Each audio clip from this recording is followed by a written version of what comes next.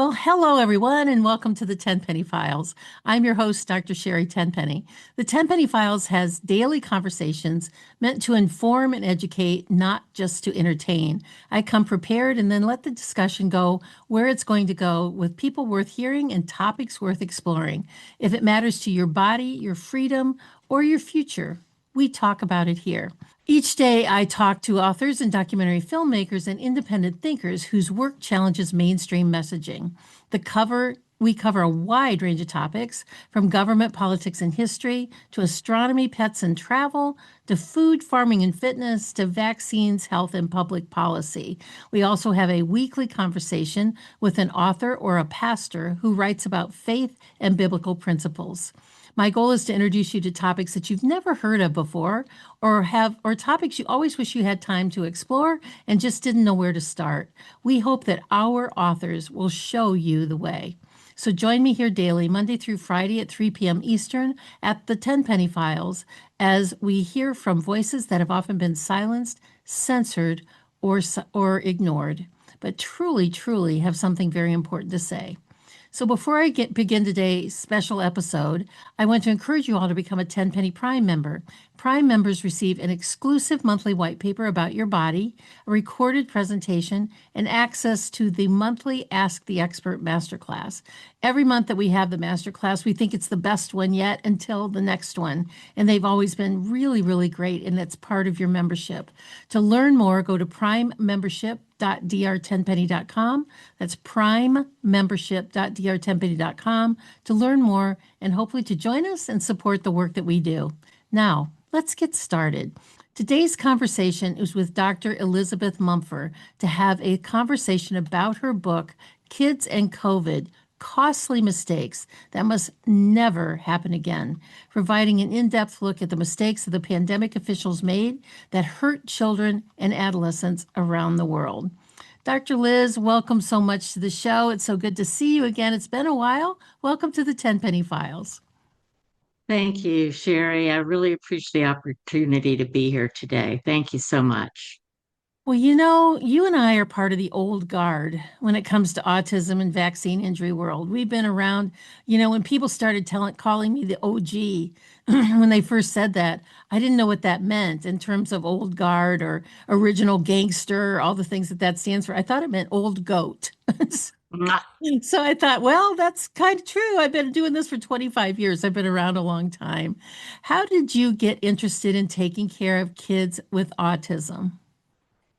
Well, Sherry, oddly enough, it was about 26, 27 years ago for me, very close to what you've just described. I was happily working in a pediatric education position, director of pediatric education in a family practice residency program. And as a part of that, I saw patients in my clinic and tried to mentor good care for the residents that were watching me. And I saw this beautiful, totally developmentally normal African American male for a 15-month checkup. He met all his milestones, as was the recommendation back then. I gave him an MMR vaccine, which um, now is often actually given at the age of 12 months. And then I watched in horror as he regressed. He lost a lot of his developmental milestones. He quit talking. He developed self-stimulatory behaviors, and basically he regressed into autism right in front of my eyes. And this was before I had ever heard about Andy Wakefield or the MMR controversy. So it was something that I feel like I discovered on my own without a criticism that I was biased to look especially for it. And it really profoundly affected me. Most pediatricians love children, and I certainly went into pediatrics hoping that I could help them. And it was very clear to me, I couldn't think of anything else that had changed in this child's life. So I really felt like I had affected the trajectory of his life in a really bad way. And I told the parents that I thought that must be what happened. And for reasons I never have totally understood, they stuck with me and followed me to a different practice. And I took care of him until he was like 26 years old when I had to size down my practice for lack of staff. So fortunately, he was a happy kid with autism and he didn't have as many medical problems as many kids do.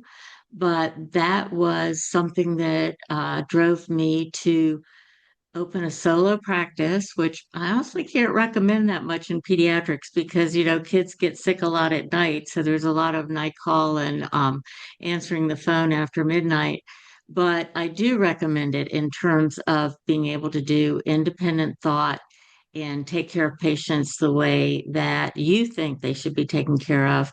I was so grateful I wasn't under the umbrella of a hospital organization that would be pressuring me to see 5 patients an hour and, give vaccines according to the CDC schedule.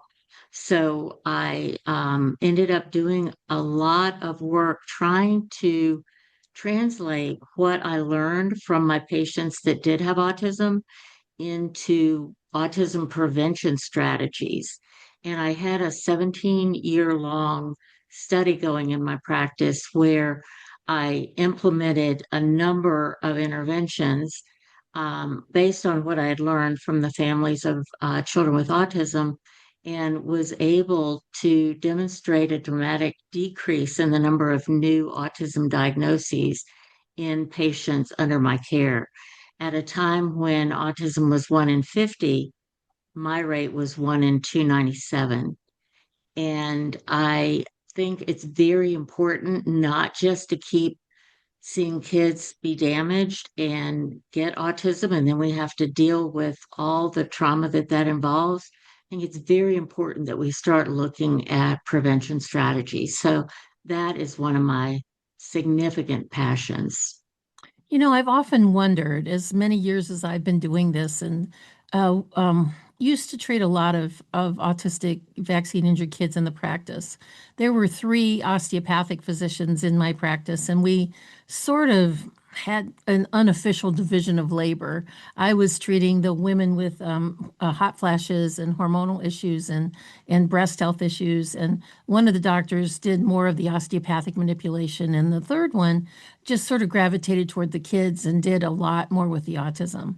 But I've often wondered, and maybe you can shed some insight on this to me, because you obviously saw it, recognized it, and said, man, this is bad. This is not a good thing. With other pediatricians, and I know this is just a supposition on your part, when they see a child regress right before their eyes, or they begin to seize, or they, or they, actually, I've had cases where babies have died right on the table, right after their round of shots. I mean, how do physicians at that point still continue to vaccinate? How do pediatricians say, well, must have been a fluke, or gosh, guess it was anecdotal, and still continue to inject these children with all of these chemicals and foreign matter and all that stuff? Well, I think that many pediatricians have busy practices and sometimes, families to raise, and they end up deferring to authority. And in this particular case, the American Academy of Pediatrics has never changed in their very enthusiastic recommendation of all vaccines according to the schedule.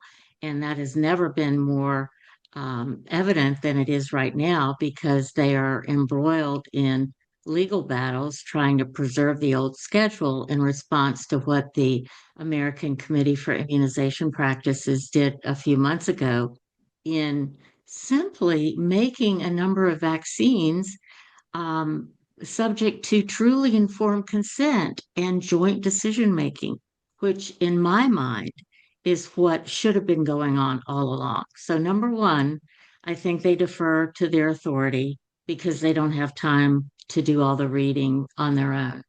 Secondly, I think there's a significant psychological barrier. As I said, pediatricians generally are very nice people as doctors go, and they love children. And to have to confront the reality that they hurt children they were trying to help, or God forbid, even maybe killed a baby, that is just too emotionally painful. I mean, I changed my whole practice and spent, decades trying to atone for my mistake. But I think that denial is a very, very effective defense mechanism. And I think for many pediatricians, it's just too hard to accept that they might be doing something that they've been taught to do that is significantly hurting, a pretty big percentage of their patients if you actually look at the data. So I think that the psychological defense mechanism of denial is hugely a factor there. It's probably the cognitive dissonance that kicks in, but Hmm. it's still it's sort of like the Nuremberg trials that we were just doing what we were told and never bothered to look of why all these children are coming in. There was a few years ago, this was maybe 10 years ago now, there was a quote from a pediatrician in one of the pediatric journals that was now claiming that asthma was a developmental milestone, that when they get to be 2, they're going to have asthma. That's just part of growing up. These kids are just going to develop asthma because of the pervasiveness of asthma, because of all of these vaccines that they've gotten. You mentioned the American Academy of Pediatrics, and you mentioned in your book that at one point in time you completely lost confidence in them. What was that all about? Yeah, there were a number of things that happened. First of all, their conventions are huge and they have these very extravagant demonstrations by Big Pharma. And typically, the biggest and most expensive ones are for the vaccine manufacturers because the pharmaceutical industry recognizes that if pediatricians are continually giving their products, that is a great market for them. So that kind of turned me off. But I had a couple of personal experiences with colleagues of mine or myself in particular that really turned me off. The first was when Robert Lustig, who's a wonderful pediatric endocrinologist from the University of California in San Francisco, went to present his groundbreaking work on fatty liver in children and how it was related to sugar intake and how horrible sugared soda beverages were for children. His presentation was actually censored because one of the big sponsors for the American Academy of Pediatrics convention was the company that makes Coca-Cola. And so I hated to learn that the money from somebody that makes a beverage that, honestly, doesn't have any real redeeming value other than the fact that people around the world think it tastes good, that would trump this incredible work about the rising prevalence of fatty liver. And, it has continued to rise in the decade or decade and a half since that happened. So that was kind of strike number one. And then I've been very disappointed in the way that the American Academy of Pediatrics has dealt with the issue of PANS and PANDAS. For many years, it hasn't really been acknowledging how devastating those diagnoses can be. And I was present when Sue Sweeto, who is the grandmother of pandas, having started publishing about it in the early 90s, and she has more than 50 publications about it, was basically begging to be allowed to contribute to the Red Book chapter on pans and pandas and was being stonewalled. The Red Book, for those who aren't pediatricians, is kind of like the pediatric Bible that comes out every 3 years or so and talks about updates in infectious disease and immunization practices.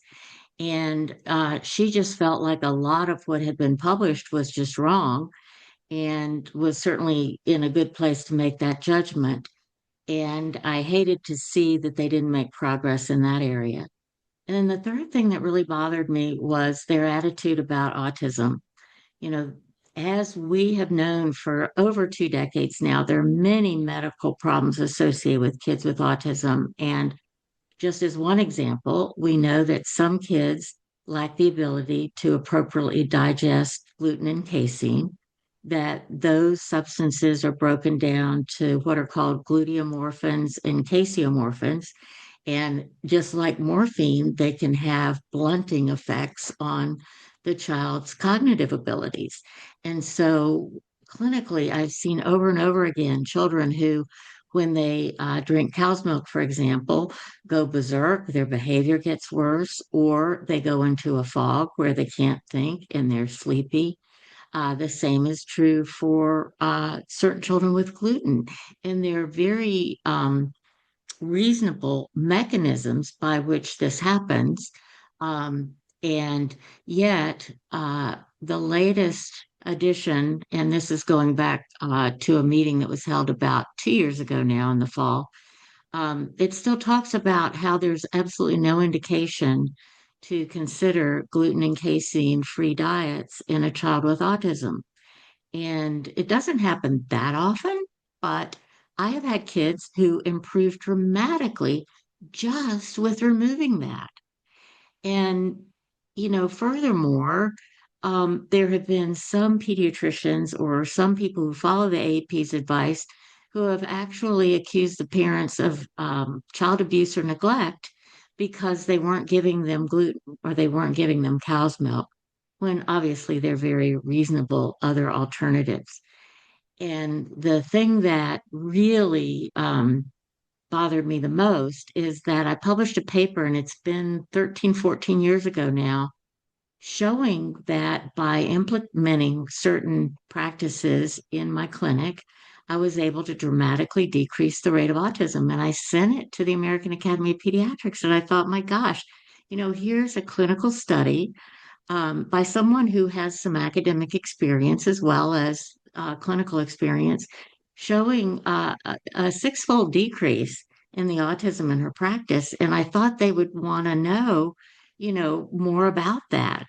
And yet I never heard back from them. And it's been very difficult to talk about treating the medical problems of children with autism at their meetings. And they have actually had a number of lectures designed to show why various interventions don't work. And so, you, as someone who practices in a very integrative way, know that when we're taking care of complex chronic illness, we look at the whole patient and we do a number of things to try to optimize their health. And yet they would have lectures about, oh, this study showed that giving, for example, low dose omega-3 essential fatty acids doesn't cure autism. They would isolate out one integrative measure and then spend, the time during the lecture presenting the research showing that that one thing doesn't work. So I just think they're on such a different page from me. And I have, as a result, spent my professional time with other organizations that do think holistically, like the Institute for Functional Medicine and the Medical Academy of Pediatrics and Special Needs. And in those venues, we are able to talk about treating root causes and looking at how the networks in the body affect one another and how you need fundamentally to base your work around nutrition and movement and resilience and stress management and avoiding environmental toxins. And that's something you don't hear much about if you go to an AAP convention, which I haven't really gone much in the past 10 or 12 years, until a couple of years ago when I went back to see if things had changed and was very disappointed at what I saw. Yeah. Brave woman you are. I mean, I can't do it. I just couldn't go back to any of those conventional, ever. Or I would just go in and sign in and leave because it was so foreign to where my practice had developed to. I was a board certified emergency medicine physician for 12 years and was the director of a level 2 trauma center for that during that period of time. So, I was like you, very entrenched in the conventional way of thinking. But after you leave, it's like after you find the doorknob and you open the door and you go into this other room in your life, it's like you can never go back in there because it's just so foreign. You talk a lot about, I mean, the focus of your book, your book is it's a pretty hefty book. You've spent a lot of time on this, and it's kids and 3 years, yeah. 3 years, right? So kids and COVID. So the first part of the book deals with the real risks of mRNA injections versus COVID-19 viral infection. So in brief, tell us, please elaborate on that for the parents that are listening. Well, parents were scared because the media was telling them that this virus was going to be very bad for their child. But the reality was that about 45% of the kids that had COVID had no symptoms at all. And there were many kids in my practice that I only tested because the sibling was positive and the child had absolutely no symptoms, and yet they had COVID. The survival rate is incredible. Statistically, there's actually a zero rate of death from COVID for children if they're healthy and don't have things like cancer or leukemia or other immunosuppressive illnesses. So, with a survival rate of 99.998% and a risk of dying somewhere between 1 and 1.7 million and 1 and 2.4 million, it was never the threat that the parents were told. So, one of the main messages of my book is I really want parents to learn from this experience, realize how they were manipulated by the media and the so called authorities in government, and not let that happen to their child again if, God forbid, there's another similar situation in the future. The idea of giving a novel, and you notice in the book, I put quote marks around the word vaccine, around the word vaccine. I can't bring myself to call it that. I think it was really from the get go a Yeah. gene therapy. And I don't think many parents knew that they were getting for their child an injection that would tell their cells to make the spike protein, which was causing a lot of the mischief in the first place, and not having any kind of off switch. And we now know this horrifying data about how, in some people, the spike protein production persists for months or years. And so, in my mind, from the beginning, I recognized the possibility of, instead of a child getting the virus, having 3 to 5 days where the virus was replicating in their body, and then potentially going into the inflammatory phase, which can be treated, that we were looking at dragging the spike protein production out for an extraordinary period of time and challenging their body to handle that. And as you know, chronic inflammation is often at the root of many chronic illnesses. And this just had the potential from the get go of not being good for children. So sadly, since the vaccine did come out, we've seen a lot of damage, both cardiovascularly to blood systems in terms of clotting. We've seen reproductive ailments. We've seen an explosion in autoimmunity. I think there's believable data about turbo cancers and horrific and very broad types of neurologic damage. So, for vaccines that are given to healthy children, you want to have a very high safety and efficacy standard because they may or may not get the disease that you're trying to prevent. If they do get it, in this particular case, it's very mild in most children. And importantly, there were pre-existing treatments that worked well that were suppressed by the media and the people of influence in the government.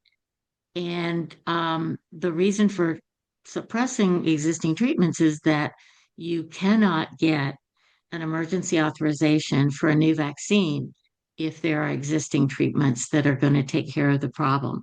So it was very much a agenda driven, vaccine centric approach. And you and I both have many colleagues who had very good results treating patients with COVID. And the idea that we were all supposed to just sit on our hands and wait till the cavalry came with this new novel gene therapy just made absolutely no sense to me.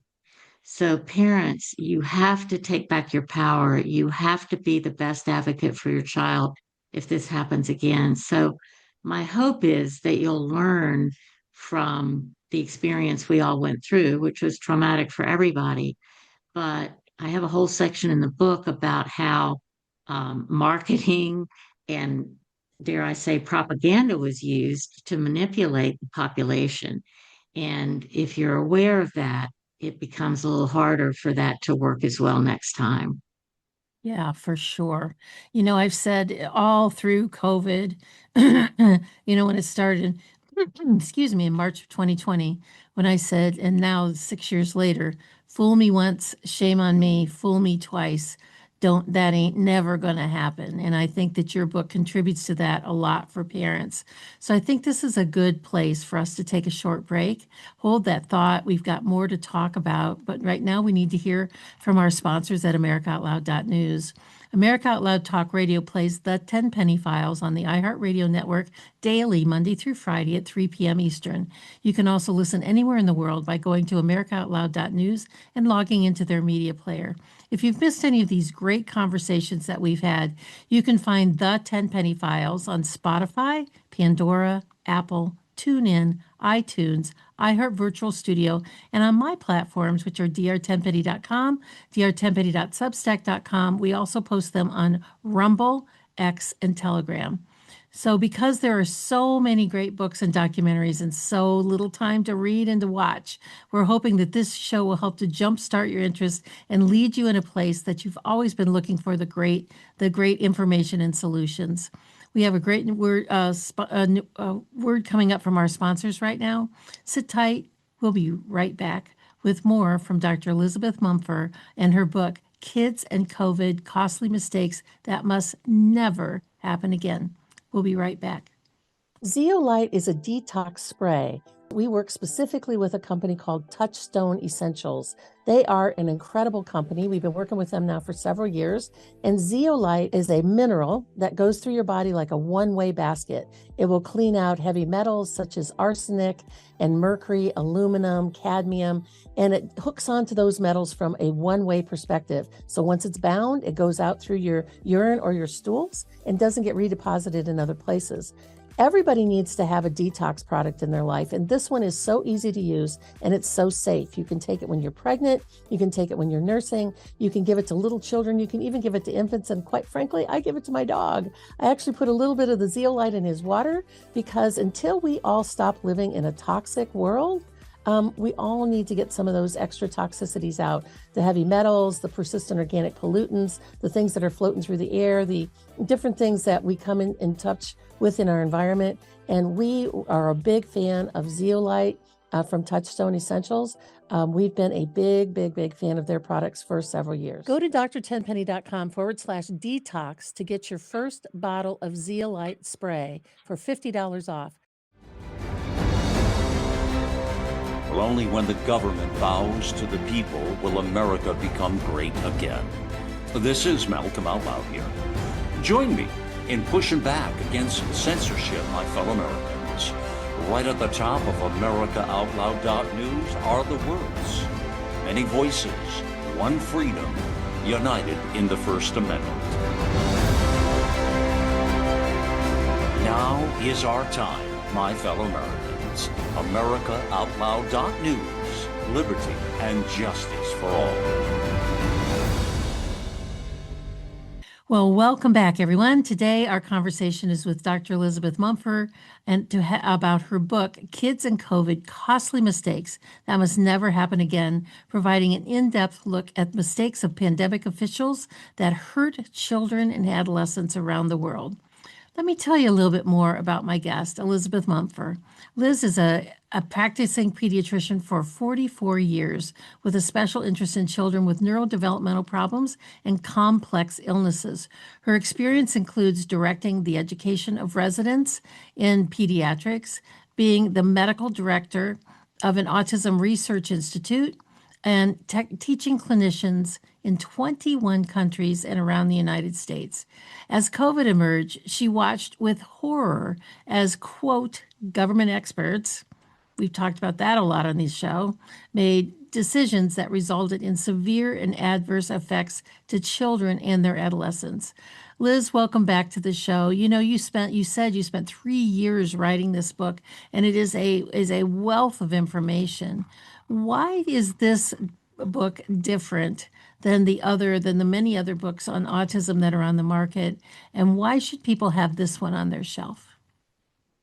Well, this one focuses on the COVID vaccine and the COVID epidemic in particular, but in the context of me having learned a lot about autism and associated medical problems, which include vaccine associated injuries.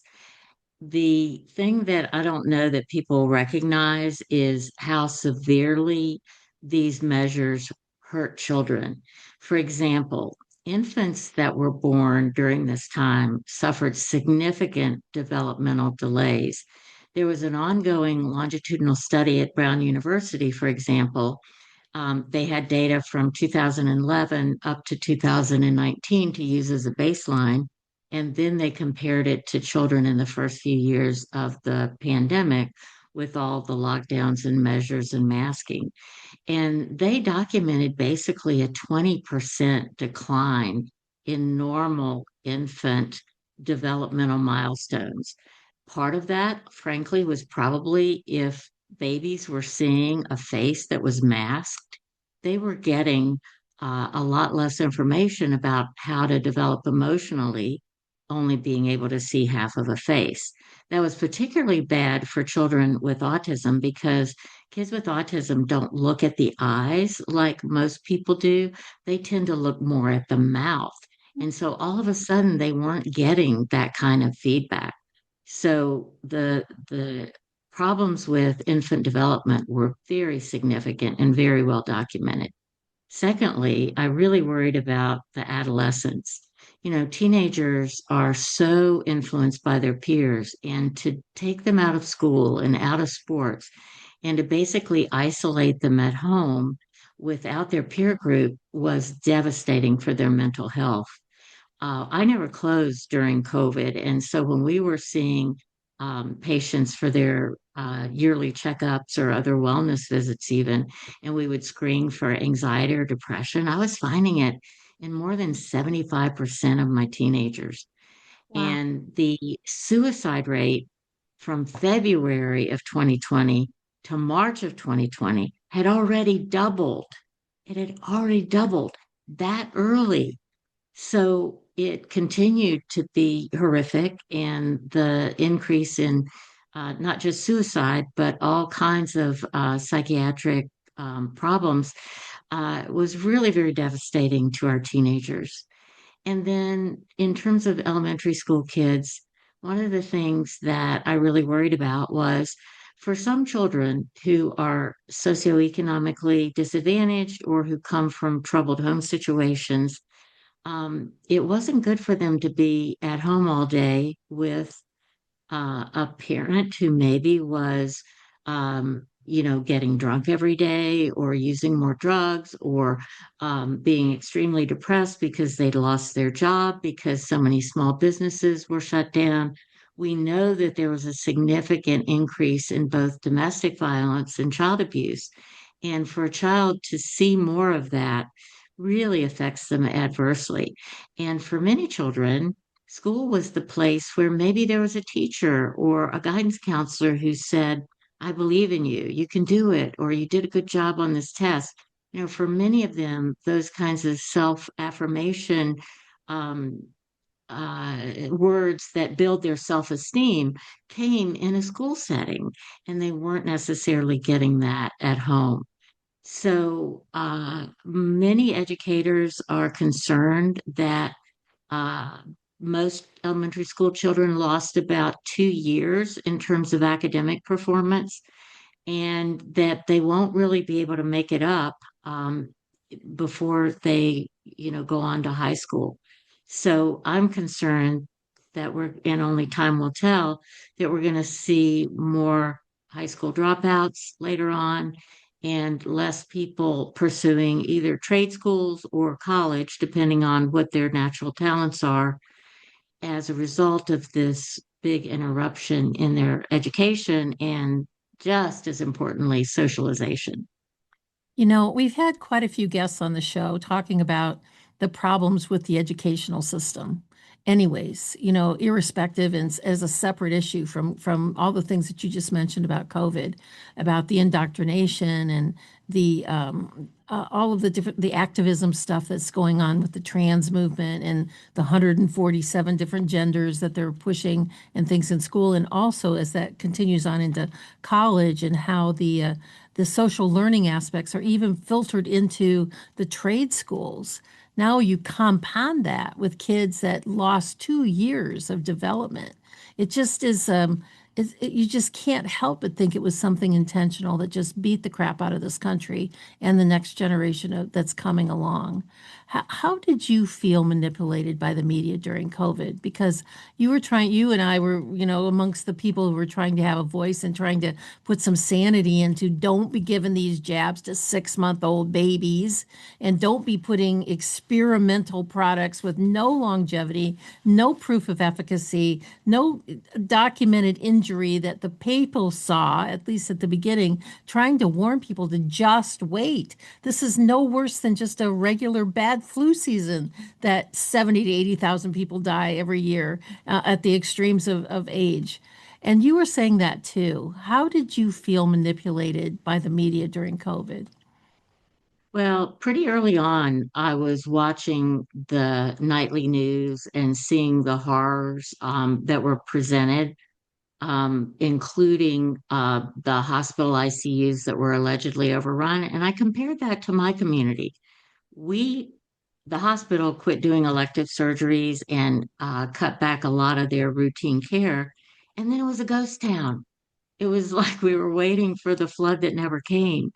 And so, what I was seeing in my own personal experience was just very different from the picture I was being presented with. So, I very quickly quit watching that. And as doctors often do, I dealt with it in an intellectual way with intellectual defense mechanisms by trying to learn everything I could, which included things like reading the Pfizer documents about the study and seeing for myself how they only studied the healthiest among us, and yet they ended up rolling it out for pregnant women and, everybody with multiple chronic illnesses.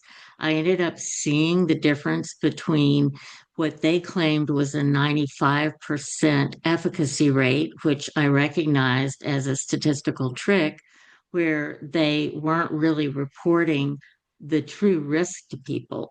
If they had truly looked at the risk in the people given the placebo versus the people given the actual jab, it would have only changed their risk by zero point 0.7 to 1.2%. And no country would have spent the billions of dollars that were spent to gain a 1% advantage.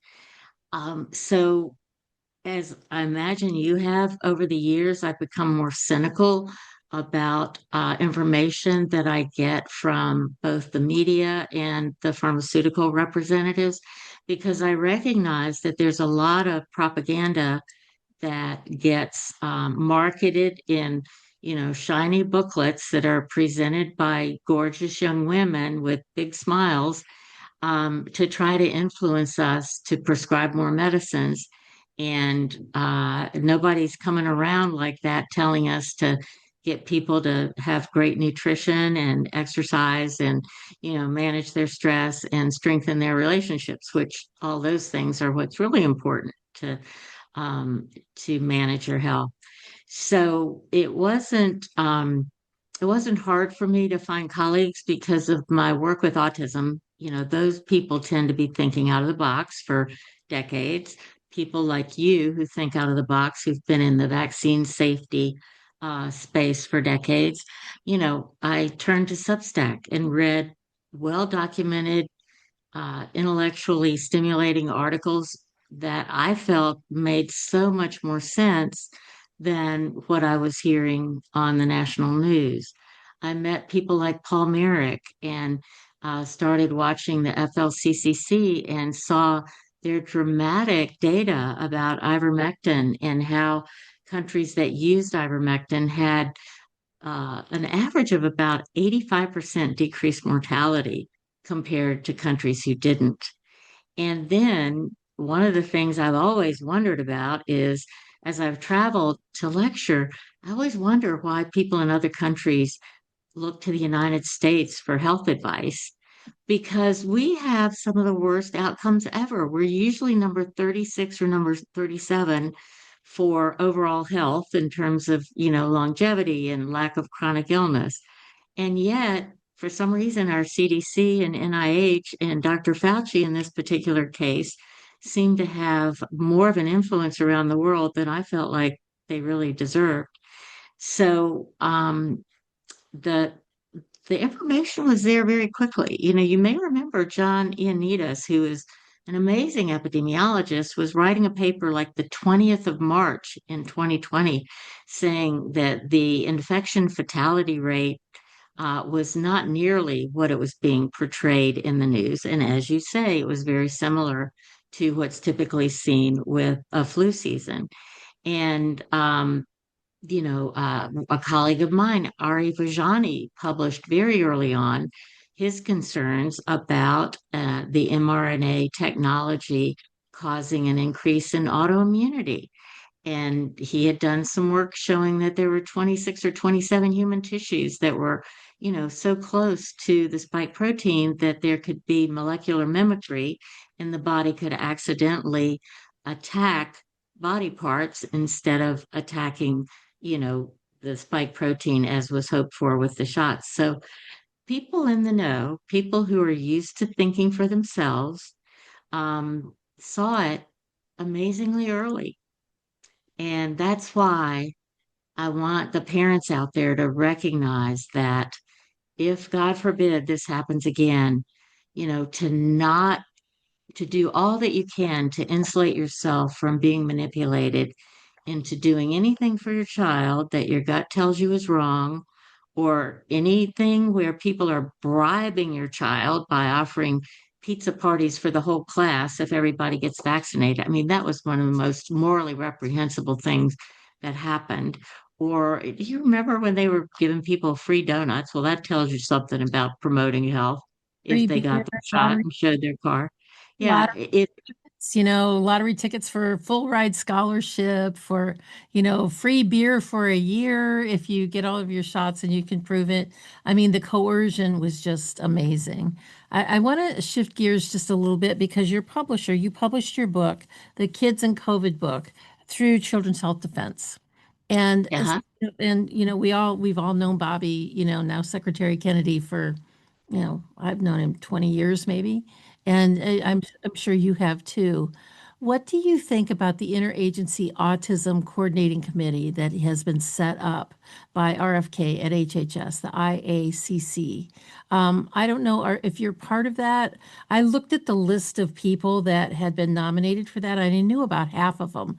I haven't been deeply entrenched in autism like you have, or for as long as what you have. But overall, what do you think about the Interagency Autism Coordinating Committee that has been set up by HHS? Well, I actually am on that committee. I'm one of the three physicians. The chair of the committee is Sylvia Fogel, who's a psychiatrist who has broad experience with treating autism. Dan Rosignol, who's published very widely and has treated a lot of kids with autism. And then there's me. And then there are a lot of good parent advocates that I'm sure you recognized, as well as they're bringing in some non-speakers who are spellers to contribute to that. So I have high hopes. Now, I tend to be naive and idealistic at times. And I have to recognize that this is an advisory committee only. And the history of this committee is that when I've gone there in the past, I have not felt like they really were advancing the needs of the autism community. In particular, I've been critical that they haven't pursued treating the medical problems that are associated with people with autism. There's been a lot of money spent on looking for the gene. We know it's not the gene. We know there are at least 100 genes that affect things like inflammatory pathways or detoxification capabilities or mitochondrial function, inflammation. And so it's a network, it's a constellation. So I'm hoping that with the people that Secretary Kennedy has recommended, that we are actually going to be able to change the trajectory of that committee and make it more relevant to what we've known for a couple of decades and have it move away from the autism as a psychiatric illness and the only two FDA approved drugs for it are Risperdal and Abilify and move it toward there are many types of autism. There are a lot of ways kids can have their genetic potential interact with environmental toxins. And I actually do include vaccines in the category of environmental toxins and how we need to really look at them and deal with their multiple medical issues. Because when we do that, their autism symptoms get better. You know, some misbehavior or self abusive behavior is because they're in unrecognized pain and they lack the ability to communicate that to their caregivers. So I remain cautiously optimistic. Um, it is a 3-year appointment, so we've got 3 years to get some things done. I know I'm certainly going to work hard, and I have a lot of confidence in the other people on the committee that they're going to put their heart and soul into it also.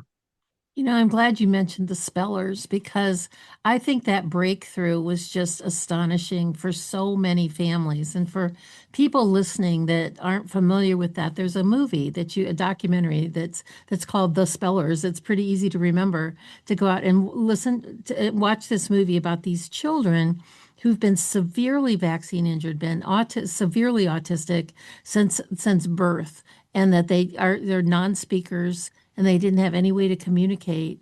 And then when they learned how to do this spelling with this board, with a large board and then smaller and smaller boards, the parents are finding out that they know multiple languages, they can do geometry, and they know about astronomy, and they can read other people's minds and all these other things. That's just amazing. I had recently had as a guest on this show, Katie Asher, who wrote the book, the Book of Heaven, with her severely vaccine injured autistic son who was a non-speaker, who, when he learned how to spell, someone asked him, if you were to have a t-shirt, what do you want? What would you like it to say on the t-shirt?